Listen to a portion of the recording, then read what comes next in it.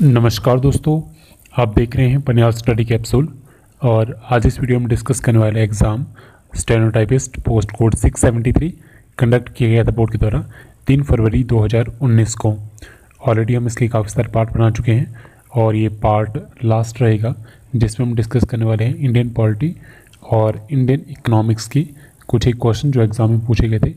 तो टोटल इसमें 24-25 के आसपास क्वेश्चन रहेंगे। तो चलिए इनको डिस्कस करते हैं वीडियो के माध्यम से।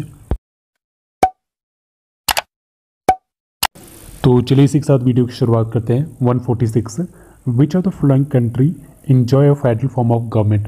तो फेडरल फॉर्म ऑफ गवर्नमेंट क्या होती है, जिसमें डिवीजन ऑफ पावर रहता है सेंटर और स्टेट दोनों के बीच में। ठीक है, जैसे हमारे पास यूएसए इसका बेस्ट एग्जाम्पल है, तो option B is the correct answer. USA में टोटल 50 स्टेट है, तो उसमें जो डिवीजन ऑफ पावर रहता है वो सेंटर, चाहे स्टेट हो चाहे सेंटर हो, उनमें दोनों में इक्वल रहता है। ठीक है, और बात करें इंडिया की, तो इंडिया की जो फॉर्म ऑफ गवर्नमेंट है वो है क्वासी फेडरल। उसमें जो सेंटर के पास पावर है वो ज़्यादा है एज़ कम्पेयर टू स्टेट्स। तो चलिए नेक्स्ट बात करते हैं। 147 which schedule of the constitution of India contain special provision for administration and control of schedule area in several state. तो कौन सी अनुसूची में ये आता है? तो इसका करेक्ट आंसर है ऑप्शन बी, 5th शेड्यूल। तो 5th शेड्यूल किसके लिए है? SC/ST के एडमिनिस्ट्रेशन के से रिलेटेड। तो ऑप्शन बी इसका करेक्ट आंसर है। तो चलिए इसके साथ नेक्स्ट क्वेश्चन की बात करते हैं। नेक्स्ट क्वेश्चन क्या है? 148 सिविल इक्वालिटी इम्प्लाइज। तो नागरिक समानता का अर्थ क्या होता है? Equality before law. Option A इसका करेक्ट आंसर है, यानी कानून के समक्ष सभी बराबर है। ठीक है, नेक्स्ट 149 देखते क्या है हमारे पास। Which of the following is not a fundamental duty. तो इनमें से कौन सी हमारी फंडामेंटल ड्यूटी नहीं है? तो 149 का जो करेक्ट आंसर है वो है ऑप्शन सी। ऑप्शन सी क्या है? To protect monument and places of public importance. जो भी सार्वजनिक पब्लिक प्लेसेस पे जो भी स्मारक बनाए जाते हैं, जो भी प्लेसेस बनाए जाते हैं, उनकी प्रोटेक्शन करना फंडामेंटल ड्यूटी में नहीं आता। बात करें फंडामेंटल ड्यूटी की, तो टोटल फंडामेंटल ड्यूटी हमारे पास है 11 और इनको ऐड किया गया था 42 अमेंडमेंट 1976 में। ठीक है, तो काफ़ी बार एग्जाम में ये क्वेश्चन पूछा जाता है। तो चलिए नेक्स्ट क्वेश्चन देखते हैं। नेक्स्ट 150 के है, question number 150। Which of the following vice president was not appointed as president of the country. तो देखिए सारे के सारे हमारे पास वाइस प्रेसिडेंट रहे हैं और इनमें से एक ऐसे हैं जो वाइस प्रेसिडेंट के बाद प्रेसिडेंट नहीं रहे हैं। ठीक है, और बाकी जितने भी हैं वो पहले वाइस प्रेसिडेंट थे, उनके बाद उन्हें अपॉइंट किया गया था एज ए प्रेसिडेंट। तो इसका जो करेक्ट आंसर है वो है ऑप्शन बी, कृष्णकांत। कृष्णकांत हमारे वाइस प्रेसिडेंट थे बट उन्हें अपॉइंट नहीं किया गया था एज ए प्रेसिडेंट। तो ऑप्शन बी करेक्ट आंसर है इसका। Next 151 which non member can participate in the business of either house of the parliament. इनमें से ऐसे कौन से मेंबर है जो किसी भी हाउस के मेंबर नहीं होते बट उसमें अगर किसी भी हाउस में कोई भी कार्यवाही चली है तो उसमें वो भाग ले सकते हैं हाउस के मेंबर ना होने के बावजूद भी। तो इसका जो करेक्ट आंसर वो है option C, the attorney general, जो फर्स्ट लॉ ऑफिसर होते हैं गवर्नमेंट ऑफ इंडिया के। तो केवल डायरेक्टली क्वेश्चन पूछा जाता है who is the first law officer of government of India, तो कौन है? Attorney general. तो चलिए इसी के साथ नेक्स्ट क्वेश्चन की तरफ मूव करते हैं। नेक्स्ट क्वेश्चन क्या है? 152 who decide dispute regarding disqualification of member of parliament. मान लेते कोई मेंबर ऑफ पार्लियामेंट है और उसके खिलाफ क्या है, डिस्प्यूट चला है कि उसे डिसक्वालीफाई करना है। तो इस मसले पे कौन डिसाइड करता है, इस मसले पे कौन फैसला लेता है? तो वो लेते हैं प्रेसिडेंट ऑफ इंडिया, और किसकी सलाह पे, किसके परामर्श पे? इलेक्शन कमीशन के। ठीक है, तो ऑप्शन सी इसका करेक्ट आंसर है, the president in the constitution with the president in consultation with the election commission, यानी चुनाव आयोग से परामर्श कर राष्ट्रपति द्वारा। तो ऑप्शन सी इसका करेक्ट आंसर है। नेक्स्ट 153। नेक्स्ट क्वेश्चन क्या है? 153 the quorum of Rajya Sabha is. अब कोरम क्या चीज़ होती है? कोरम होती है मिनिमम नंबर ऑफ मेंबर कितने होने चाहिए एक सदन में, ताकि उस सदन की कार्रवाई को जारी किया जा सके, सदन को चलाया जा सके। तो कितने मेंबर होने चाहिए ताकि उसको आगे बढ़ाया जा सके? तो 153 का जो करेक्ट आंसर है वो है option C, 1/10 of total membership. ठीक है, जितने भी टोटल मेंबर होते हैं उनका 1/10 भाग सदन में अगर मौजूद हो तभी आप सदन चला सकते हो। तो ऑप्शन सी इसका करेक्ट आंसर है। Next 154, which one of the flowing offices is held during the pleasure of president of India. तो पहले इसका मीनिंग समझते हैं, pleasure of the president of India क्या होता है। तो इसका सिंपल में मीनिंग यही होता है कि अगर कोई भी पब्लिक सर्वेंट है जो pleasure of president of India है, तो प्रेसिडेंट ऑफ इंडिया उन्हें अपनी जॉब से कभी भी निकाल सकते हैं और इस बात के लिए वो उन पे केस नहीं कर सकते, ना ही उन्हें क्वेश्चन कर सकते क्यों निकाला गया। ठीक है, तो इसे कहते हैं pleasure of president of India. तो इसका जो करेक्ट आंसर है वो है option C, governor of the state. जो गवर्नर होते हैं स्टेट के, वो रहते हैं pleasure of the president of India के अंडर। तो चलिए नेक्स्ट बात करते हैं 155। क्वेश्चन 155 क्या है, in which year was the high court in Madras established. तो ये एस्टेब्लिश्ड हुआ था 1862 में। Option A is the correct answer. और उस टाइम वाइस रहे थे इंडिया के लॉर्ड कैनिंग, और कैनिंग के टाइम में एक एक्ट आया था इंडियन हाई कोर्ट एक्ट, जिसके बाद बम्बई, कलकत्ता और मद्रास में एक एक हाई कोर्ट बनाए गए थे। तो चलिए नेक्स्ट क्वेश्चन देखते हैं 156, panchayati raj system in India is laid down under. तो पंचायती राज सिस्टम किसके अंडर आता है। तो 156 का जो करेक्ट आंसर है वो है option B, DPSP, directive principle of state policy. और इसका आर्टिकल है आर्टिकल 40। तो कई बार आपसे आर्टिकल भी पूछा जाता है।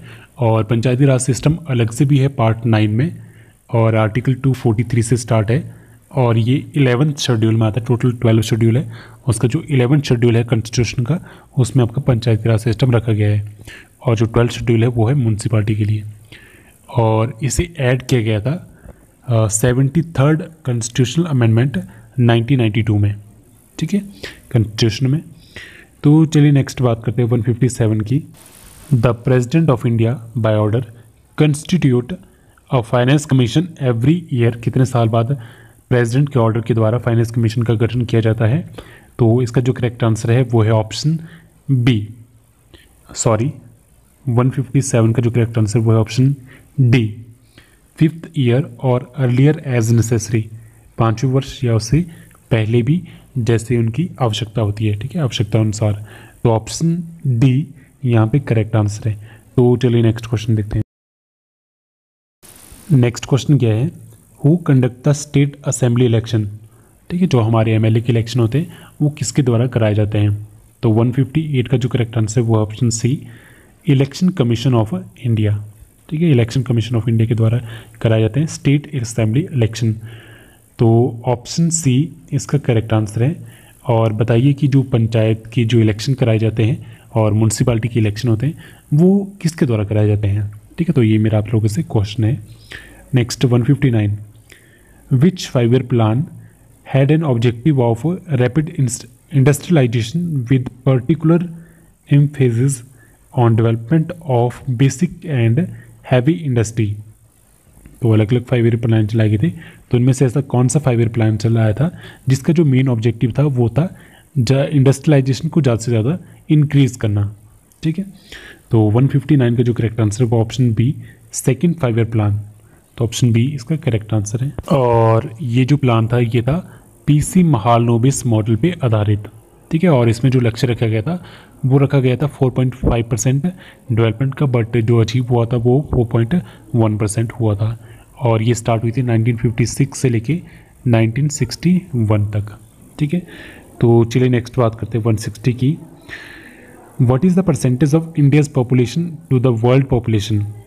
तो टोटल वर्ल्ड पॉपुलेशन में इंडिया की परसेंटेज कितनी है।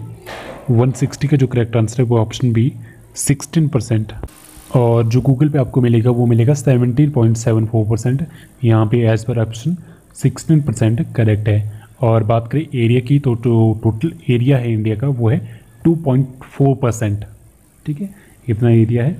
और रैंक की बात करें तो पॉपुलेशन वाइज रैंक की बात करें तो सेकंड नंबर पे, फर्स्ट पे चाइना है। और एरिया वाइज रैंक की बात करें तो एरिया वाइज इंडिया को जो रैंक है वो है 7th नंबर पे। फर्स्ट पे है रशिया, कनाडा, उसके बाद USA, चाइना, ब्राज़ील, ऑस्ट्रेलिया, उसके बाद इंडिया। तो चलिए नेक्स्ट बात करते हैं 161, structural unemployment arises due to. जो स्ट्रक्चरल अनएम्प्लॉयमेंट होती है वो किसकी वजह से बनती है।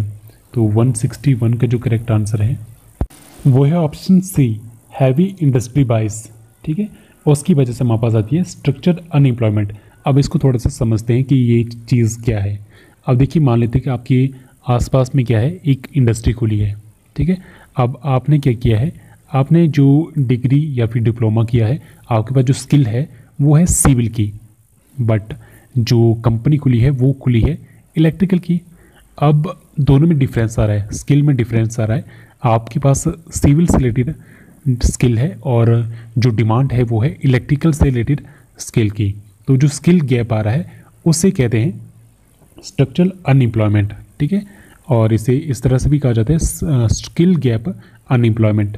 तो ये लॉन्ग टर्म होती है और स्लो टू फिक्स होती है, और इसके लिए क्या करना पड़ता है, या तो माइग्रेशन करनी पड़ेगी आपको, या आपको फिर से ट्रेनिंग करनी पड़ेगी।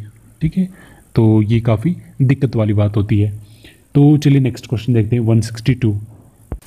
नेक्स्ट क्वेश्चन क्या है, स्वर्ण जयंती ग्राम स्वरोजगार योजना किस वर्ष अस्तित्व में आई थी? तो ये आई थी 1999 में। तो ऑप्शन सी इसका करेक्ट आंसर है 1999 में। नेक्स्ट क्वेश्चन देखते हैं, 163। The central food technology research institute CFTRI is located at, तो कहाँ पे है ये? 163 का जो करेक्ट आंसर है वो है ऑप्शन डी, मैसूर में। तो चलिए नेक्स्ट क्वेश्चन देखते हैं, 164। 164 क्वेश्चन क्या है, the RBI issue currency note under the, तो क्या कंडीशन के अंडर RBI करेंसी नोट को इशू करती है? तो ये है minimum reserve system. Option C is the correct answer. अब समझते हैं कि ये क्या है मिनिमम रिजर्व सिस्टम। अब इसमें क्या होता है कि जो RBI है उसको मिनिमम 200 करोड़ रुपए रिजर्व रखने पड़ते हैं in the form of gold coin, in the form of gold Boolean, जिसे आप कहते हो सोने की बिस्किट, या in the form of foreign currency. तो इस फॉर्म में 200 करोड़ आपको रिजर्व रखने पड़ेंगे, इतना मिनिमम, और उतने ही आप नोट छाप सकते हो। तो काफ़ी बार आपने यूट्यूब पे या कहीं पे सुना होगा इस तरह से, तो उसे ही कहते हैं मिनिमम रिजर्व सिस्टम। तो इसी की बेसिस पे RBI करेंसी नोट इशू करते हैं। ठीक है, तो option C is the correct answer. Next question के 165। Which of the following is not a part of structure of the financial system of India? तो इनमें से कौन सा पार्ट नहीं है हमारी इंडिया की फाइनेंशियल सिस्टम स्ट्रक्चर में? तो इसका जो करेक्ट आंसर है वो है option D, personal finance. Personal finance India का जो फाइनेंशियल सिस्टम है उसके स्ट्रक्चर में नहीं आता। तो option D is the correct answer. Next 166। Which one of the following phenomena shows particle nature of light? और इसका correct answer option B, photo electric effect. अब इसको थोड़ा सा समझने की कोशिश करते हैं। फोटो इलेक्ट्रिक इफेक्ट क्या होता है, जैसे आप यहाँ पिक्चर के माध्यम से देख सकते हो। लाइट जब किसी मटेरियल पे पड़ती है और उस मटेरियल से क्या होता है, जो फ्री इलेक्ट्रॉन है वो एमिट होने लगते हैं, तो उसे क्या कहते हैं, फोटो इलेक्ट्रिक इफेक्ट।